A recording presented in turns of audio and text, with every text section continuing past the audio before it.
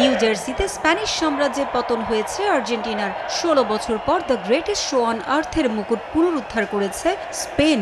দীর্ঘ 1 মাসেরও বেশি সময় ধরে ফুটবল উন্মাদনায় বুঁদ হয়েছিল বাংলাদেশও। 23তম আসরের ফাইনালের রোমাঞ্চ ছুঁয়ে গেছে বাফুফের সভাপতি তাবিথ আউয়ালকেও। ফাইনালে আকাশী সাদা শিবিরের হৃদয় ভাঙলেও বিশ্বকাপে মেটলাইফে যোগ্য দলের হাতেই ট্রফি উঠেছে বলে মনে করেন বাফুফের সভাপতি। আই জাস্ট থিঙ্ক স্পেন আরও বেশি ভালো খেলেছে। আমার মনে হয় কেউ খারাপ খেলেছে, but I think Spain exceptionally ভালো খেলেছে in all positions in all quarters.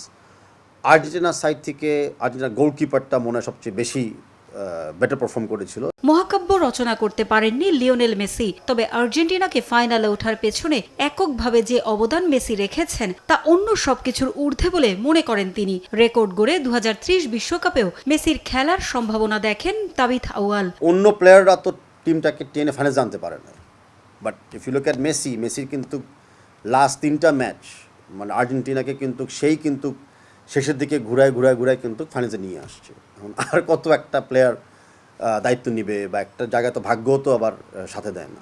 এই বয়সে উচিত ছিল দেখা যে আর্জেন্টিনাতে অন্য আরেকটা মেসি বা অন্য আরেকটা বেটার প্লেয়ার দলের হাল ধরেছিল। আর সে যে 39 বছর বয়সে এখনও মানে main player of the team, এটা তো তার জন্য একটা বড় পাওয়া।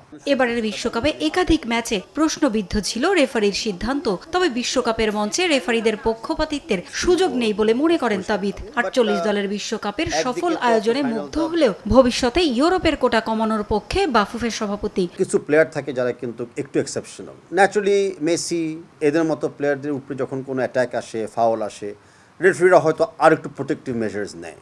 এটা বায়াস বলা ঠিক হবে না, বাট এটা হয়তো স্ট্রেচিং দ্য লিমিট। আমি কিন্তু ইউরোপিয়ান কোটা বাড়ানোর একটু বিপক্ষে, কারণ আপনি দেখবেন যে 48 টিমস হওয়াতে 16টা ইউরোপের দেশ আসছে, 12টা গ্রুপ। তার মানে কিন্তু 12টা ইউরোপিয়ান দল চান্স পায় স্ট্রেট গ্রুপ চ্যাম্পিয়ন হইতে।